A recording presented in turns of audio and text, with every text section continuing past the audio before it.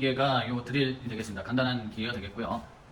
다들 알다시피 구멍을 타공하는, 구멍을 뚫어주는 역할을 하는 그런 기계가 되겠고, 단순합니다. 요 조작 버튼인데요. 비상정지 버튼이고요. 이거는 전등, 이렇게 키면 이렇게 지금 전등 들어오죠.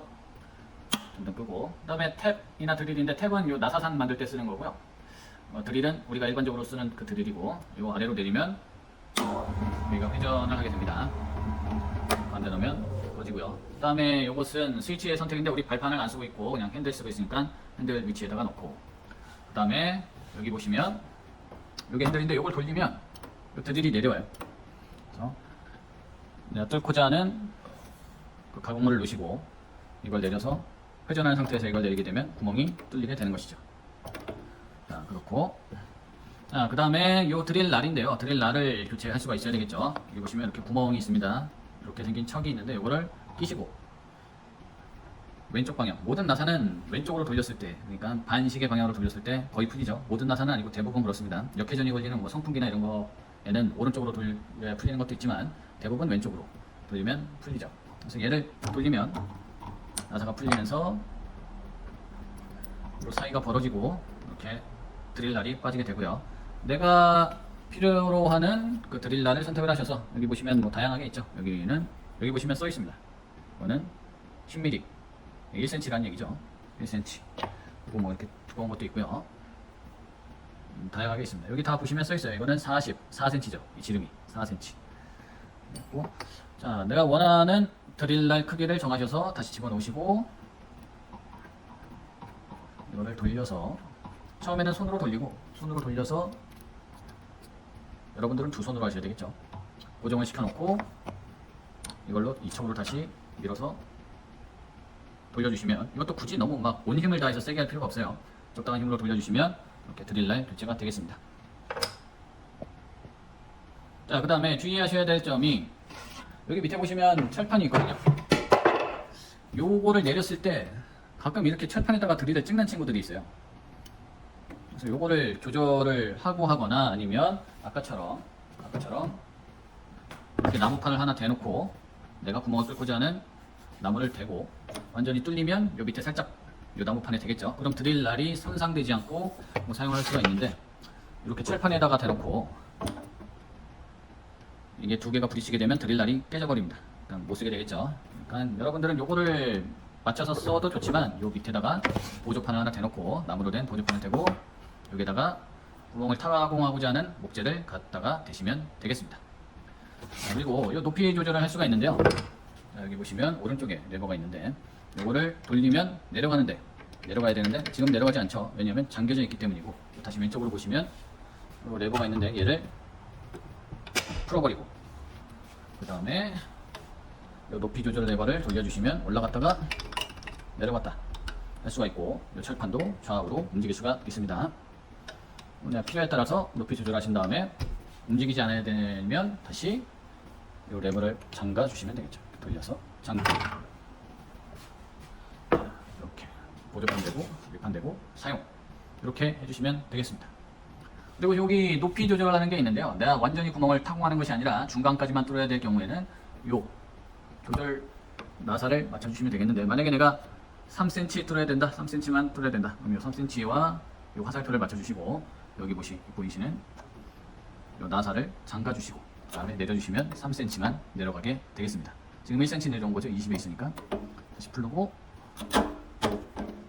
요거를 치운 다음에 1cm만 맞춰볼게요. 잘 멈추나 확인해 보겠습니다. 50mm만 맞춰보도록 하겠습니다. 50mm 맞춰놓고 이거를 내리면 멈추는 걸 볼 수가 있죠. 50mm 내려와서 멈추게 됩니다. 이거는 깊이를 조절할 때 사용을 하시면 되겠습니다. 자, 그 다음에 뭐 벨트를, 요 위에를 뚜껑을 열고 벨트를 조절을 해서 속도를 조절할 수가 있는데, 이런 거는 아직까지 여러분들이 모르셔도 될 것 같고요. 그러면 요 벨트 요 위에를 뜯어서 요 위에를 보시면 요 회전하는 벨트가 있어요. 그걸 어디에 끼느냐에 따라서 회전 속도를 조절할 수가 있습니다. 여러분들 그 자전거 타는 거하고 똑같습니다. 기아 바꿀 때 그 톱니를 옆으로 바꾸면은 더 편하게 갈 수 있고, 아니면 뭐 더 내리막길 갔을 때는 더 좀 뻑뻑하게 갈 수도 있고, 이런 것들을 조절하는 것과 같습니다. 그래서 이 드릴을 이렇게 사용을 해주시면 되겠고, 주의사항은 이렇게 얇은 거를 쓰실 때는 크게 상관이 없는데, 이렇게 두꺼운 거를 사용하실 때 만약에 내가 여기에 이만한 구멍을 뚫으려고 할 때 이 저항이 좀 있어요. 두꺼운 구멍을 뚫기 때문에 이 나무가 회전하고자 하는 그런 힘이 있습니다. 그래서 한 손으로는 요 공작물을 꽉 잡아주시고 한 손으로는 요 레버를 내려서 구멍을 뚫고 이렇게 해야 되겠는데, 여기를 잡는 힘이 약하면 여기를 약하게 잡게 되면 여기 회전하면서 얘가 같이 돌아가는 그런 위험한 상황을 맞이할 수 있습니다. 그래서 이 공작물을 꽉 잡은 상태에서 뚫어주시면 되겠습니다. 언제? 이렇게 두꺼운 것을 사용할 때, 두꺼운 구멍을 타공할 때, 그 점을 주의해 주시면 되겠습니다. 자, 다음 보여드릴 기계는 그 수압대패인데요. 손으로 밀고 평을 맞춘다고 해서 수압대패가 되겠습니다. 자, 여기 보시면 시작, 종료 두 가지 버튼밖에 없고, 이게 만약에 수평이 안 맞는다 치면 이것을 쭉 앞으로 밀고 가면서 이 통날이 아래에 있어요. 아래에서 통날이 돌면서 이 평행에 맞춰진 정관이를 지나가면서 이 나무가 평평해지는 이런 원리를 가지고는 있는데, 이게 지금 우리 학교에서 가지고 있는 형태가 이 정반이 따로따로 분리가 되어 있거든요. 그래서 이쪽 정반과 이쪽 정반의 높이를 제대로 맞춰주지 않으면 여러분들이 사용했을 때 좀 어려움을 겪을 수가 있습니다. 그래서 마지막에 이렇게 지나갈 때 이 아래를 갉아먹는 경우가 많아요, 여러분들은. 이거는 여러분들이 어느 정도 숙련되지 않으면 사용하기가 조금 어렵고요. 그리고 정반이 여기 측면에도 하나가 또 있죠. 이쪽 옆면을 맞출 수 있고, 여기 밑에 아래 정반은 아래 수평을 맞출 수가 있고, 이 상태에서 수평과 수평이 만나는 이 상태에서 지나갔을 때, 이 평평하게 지나갔을 때 이 아랫면이 평평해지는 이런 형태의, 이런 원리의 공작 기계가 되겠습니다. 그래서 이 정반을 조정하는 기계는 이 아래 레버를 돌려 주셔야 되는데요. 이쪽에 하나 있고 이쪽에 하나 있습니다. 이거 쓰는 건데, 사용하다 보면 위치가 바뀌고 하기 때문에 정확하게 선생님이 세팅을 해주지 않으면 여러분들은 사용을 안 하셨으면 좋겠습니다.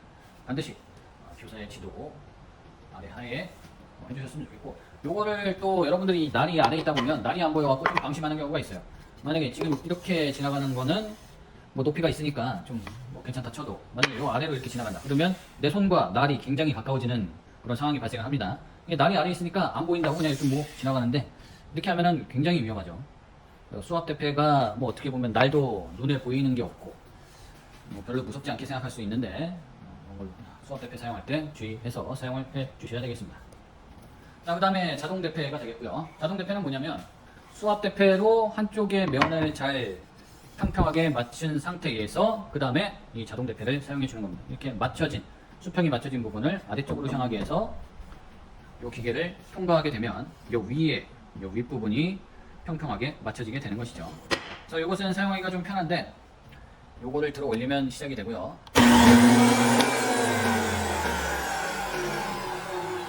내리면 꺼지게 됩니다. 요거는 날이 위에 있고요. 위에 있고, 높이 조절은 요 레버로 해주시면 되겠습니다. 이건 한번 해보도록 하죠. 여기는 지금 수치가 나와 있는데요. 이게 2.4 정도 될 것 같으니까 2.4로 레버를 돌려서 2.4로 맞춰준 상태에서 그래서 켜고,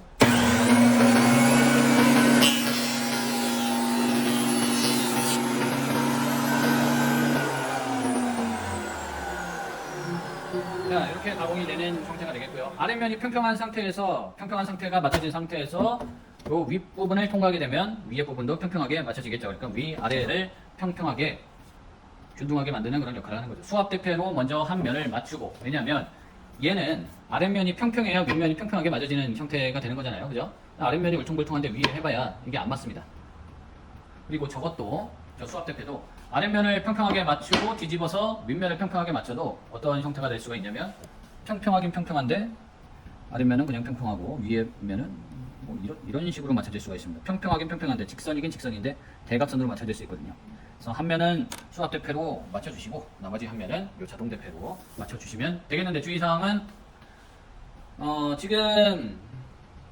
지금은 평평한 상태이기 때문에, 이 나무가 평평한 상태이기 때문에 한 번만 왔다 갔다 해도 되지만, 이거를 여러 차례 왔다 갔다 해야 되는 경우가 대부분이고, 이거를 근데 자를 때 뭐 한 번에 뭐 0.5cm씩 5mm씩 막 자르고 그러려고 하는 분들이 있는데, 요거는 최대 반바퀴만 돌려서 사용을 해주면 되겠습니다. 이렇게 한 반바퀴 해놓고 한 번 지나가고, 또 반바퀴 돌려서 한 번 또 지나가고, 반바퀴 돌려서 한 번 또 지나가고, 뭐 이렇게 해주시면 되겠어요. 이거를 막 치수를 한 번에 맞춘다고 3바퀴씩 돌린 다음에 지나가 버리게 되면 요 밑에 대펜날이 손상되게 되고요. 오래 못 쓰죠. 그다음에 나무도 깨끗하게 면이 밀려 들어와야 되는데 나무가 까져가지고 막 이렇게 움푹움푹 파 있는 데가 있습니다. 그래서 이거는 반 바퀴씩만 돌려서 사용을 해주시면 되겠어요. 반 바퀴가 0.5mm 정도 됩니다. 물론 한 바퀴 돌려도 되긴 하는데 여러분들은 반 바퀴씩만 돌려서 사용을 해주시면 되겠습니다.